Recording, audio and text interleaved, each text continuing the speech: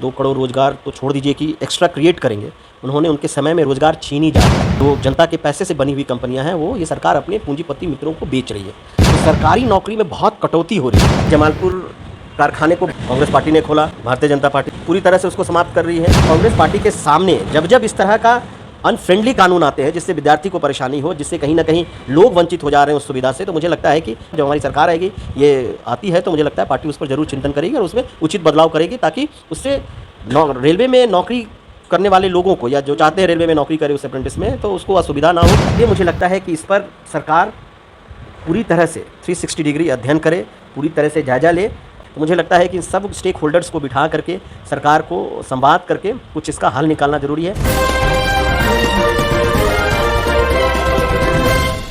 नमस्कार, मैं हूं पवन कुमार चौधरी और आप देख रहे हैं स्टार ब्लू न्यूज। हम अपने चैनल के माध्यम से बेरोजगार समाचार का जो अंक लगातार चला रहे हैं।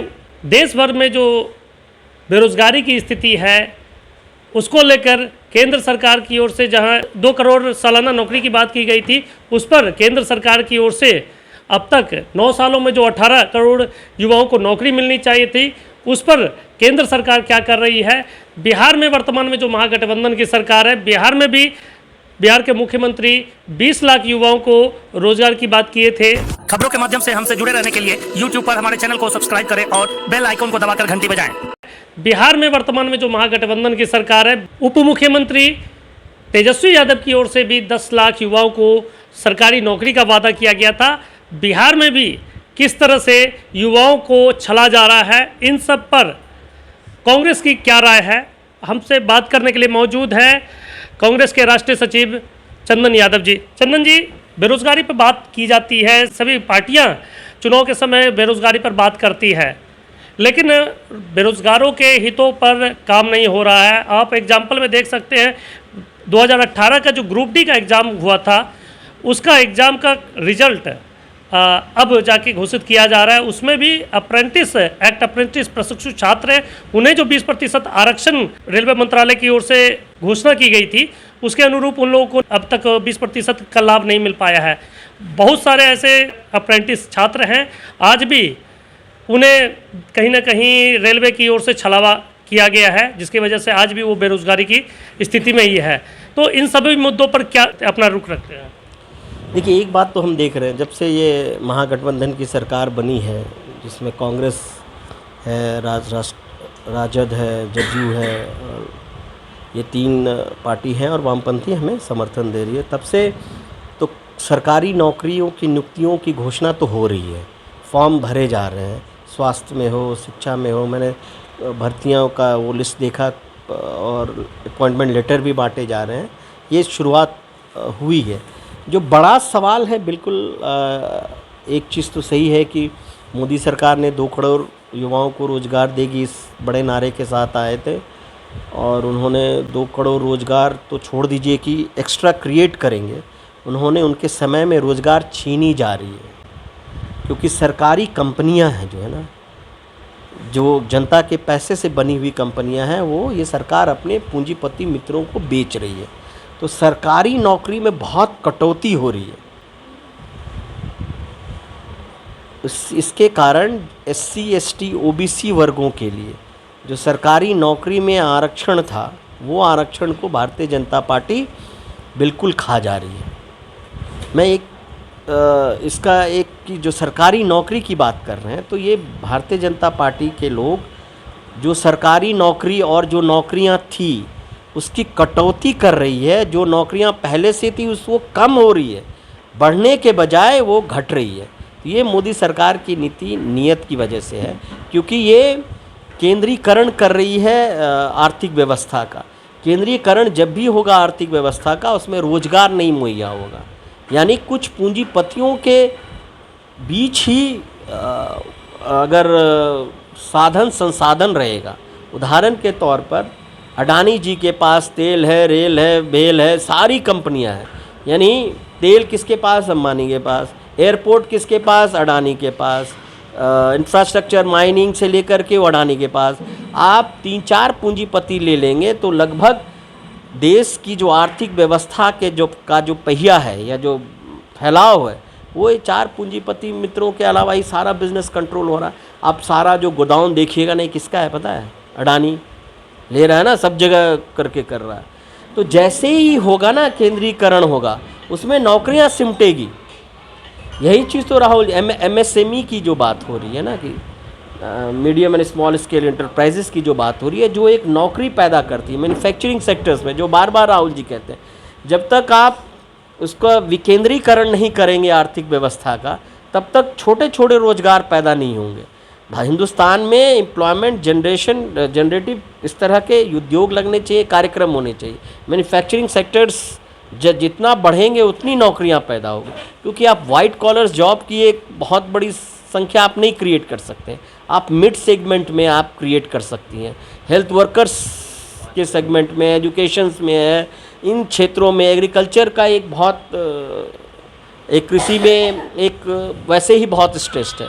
तो जो जहाँ जहाँ आप रोजगार पैदा कर सकते हैं, वहाँ वहाँ मोदी सरकार बिल्कुल जो नीति है वो बिल्कुल रोजगार ना पैदा हो, इस तरह की नीति और नीयत उनकी हो जा रही है। तो उसमें कहीं ना कहीं जो है समस्या हो रही है। आप देखेंगे वहीं जहाँ कांग्रेस की सरकार है छत्तीसगढ़, सबसे एम्प्लॉयमेंट रेट कम वहाँ है, यानी हम सबसे ज़्यादा नौकरी दे पा रहे हैं। हमारे यहाँ कम नौकरी पाने वाले लोगों की संख्या कम है। नहीं नौकरी दे पा रहे हैं तो हम 2,500 रुपया महीना बेरोजगारी भत्ता दे रहे हैं। तो हम तो जहाँ जहाँ नहीं कुछ कर पा रहे हैं, चाहे जिस भी दृष्टि से, तो हम कोशिश करते हैं कि उनको कुछ सपोर्ट दिया जाए।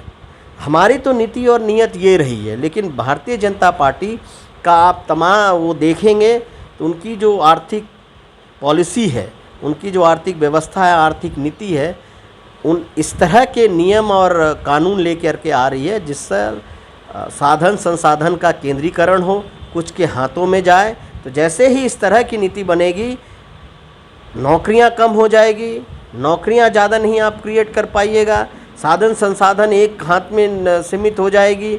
तो जिसके कारण है पूरी व्यवस्था को आप एक व्यक्ति के हाथ में सीमित कर दे रहे हैं, तो उसमें बहुत सारी समस्या आपको नज़र आएगी। रेलवे एक्ट अप्रेंटिस जो प्रशिक्षण होता था, कांग्रेस शासनकाल में एक नियम था कि जिस रेलवे वर्कशॉप से वो प्रशिक्षण प्राप्त करते थे उन्हें डायरेक्ट GM स्तर से बहाल कर लिया जाता था। अब जो रेलवे अप्रेंटिस छात्रों के लिए जो ग्रुप D एग्ज़ाम क्वालिफाई करने के लिए मिनिमम क्वालिफाइंग मार्क्स कर दिया गया है, उन लोगों की मांग है कि फिर से उन्हें कांग्रेस शासनकाल की तर्ज पे ही अब फिर से उन्हें GM पावर से ही बहाल किया जाए। उसको किस तरह से देखते हैं? आपके जमालपुर कारखाने को बंद किसने किया? भारतीय जनता पार्टी ने बंद किया ना, कांग्रेस पार्टी ने खोला। बंद पूरी तरह से उसको समाप्त कर रही है मुझे लगता है भारतीय जनता पार्टी की सरकार। जो आप जिस चीज़ का उद्देश्य कर रहे हैं, कांग्रेस पार्टी के सामने जब जब इस तरह का अनफ्रेंडली कानून आते हैं जिससे विद्यार्थी को परेशानी हो, जिससे कहीं ना कहीं लोग वंचित हो जा रहे हैं उस सुविधा से, तो मुझे लगता है कि बिल्कुल हमारे पार्टी के पास इस पर्टिकुलर चीज़ के बारे में मेरे पास उतनी जानकारी नहीं है। लेकिन जो मैं एक नीति और हमारी पार्टी की नीयत होती है उससे मैं ज़रूर आपको बता सकता हूं कि जो अगर आप बात कह रहे हैं, अगर उसमें वो सच्चाई है, तो मुझे पूरा विश्वास है कि पार्टी के स्तर पर जो हमारी सरकार आएगी, ये आती है, तो मुझे लगता है पार्टी उस पर ज़रूर चिंतन करेगी और उसमें उचित बदलाव करेगी, ताकि उससे रेलवे में नौकरी करने वाले लोगों को, या जो चाहते हैं रेलवे में नौकरी करे उस अप्रेंटिस में, तो उसको असुविधा ना हो, थोड़ा सुविधा हो जाए और एग्ज़ाम दे करके बिल्कुल ही जो अच्छे विद्यार्थी हैं मेरिट हो, और जो भी नियम के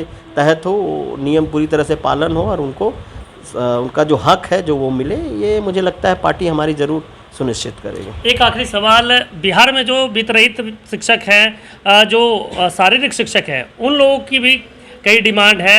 बिहार में वित्तरहित शिक्षकों को नीतीश जी ने जो वायदा किया था, अब तक उनका सेवा सामंजन नहीं किया है, उन्हें नियमितीकरण नहीं मिल पाई है। समान कार्य के लिए समान वेतन का जो उनका मांग रहा है, अब तक उन्हें नहीं पूरा किया गया। और जहाँ तक शारीरिक शिक्षक है, उन्हें भी सामान्य जो शिक्षक है उनके तर्ज पर उन्हें शिक्षक की मान्यता नहीं मिली है। महज 8,000 रुपया मासिक मानदेय पर वो आज काम कर रहे हैं, जिससे कि कहीं ना कहीं शिक्षा प्रभावित हो रहा है। इन सबों के ऊपर सरकार की क्या राय है? इन लोगों के लिए क्या सरकार आगे कुछ करेगी? मुझे जहाँ तक ये मेरी थोड़ी सी व्यक्तिगत राय हो सकती है, मुझे लगता है कि शिक्षा क्षेत्र में हम लोगों को बहुत रचनात्मक और मूल परिवर्तन की ज़रूरत है। बिहार जो एक समय में शिक्षा के लिए जाना जाता था, कहीं ना कहीं उसमें गुणवत्ता और फैलाव में दोनों में बहुत कमी आई है। चाहे वो प्राथमिक शिक्षा हो, मध्य शिक्षा हो या उच्च शिक्षा हो, तीनों में मुझे लगता है कि बहुत ही मूलचूल परिवर्तन की गुंजाइश है, गुणवत्ता से लेके इंफ्रास्ट्रक्चर से लेके तमाम चीज़ों को लेकर के।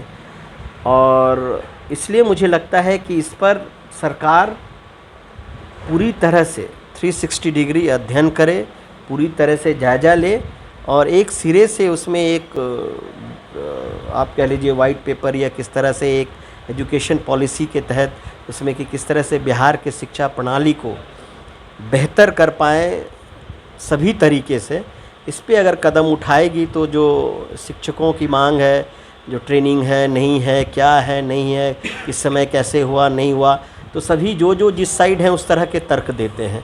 और उसमें सरकार के भी तर्क है, कानून व्यवस्था के तर्क, मतलब कानून का तर्क है, और जो कानून बनाते हैं उनका तर्क है, और जो लोग प्रताड़ित हो रहे हैं उनका एक तर्क है। तो मुझे लगता है कि इन सब स्टेक होल्डर्स को बिठा करके सरकार को संवाद करके कुछ इसका हल निकालना ज़रूरी है, क्योंकि ये बात सच है कि जो लोग इससे जुड़े हैं, प्रताड़ित हो रहे हैं, उनकी एक समस्या है, उनको सरकार को सुनना, उनका हल करना, उनको संतुष्ट करना, ये सरकार की ज़रूर जिम्मेदारी है। और मुझे लगता है कि इस ओर थोड़ा पहल शुरू हुई है मुझे, लेकिन इसको थोड़ा और गहरा करना पड़ेगा और गति लानी पड़ेगी ताकि हम लोगों को समय से उसका समाधान मिल जाए। आप बहुत बहुत धन्यवाद। ये थे कांग्रेस के राष्ट्रीय सचिव चंदन यादव जी, जिन्होंने रोजगार के मामले में केंद्र सरकार को घेरने का प्रयास किया। इन्होंने स्पष्ट रूप से कहा कि बिहार में रोजगार के क्षेत्र में सरकार की ओर से काम किया जा रहा है, जो रोजगार के क्षेत्र में युवाओं की जो डिमांड है उसे पूरी होनी चाहिए। आप बने रहें हमारे साथ, हम अपने चैनल के माध्यम से लगातार युवाओं के रोजगार के मुद्दे को उठाते रहेंगे। आप देखते रहें स्टार ब्लू न्यूज।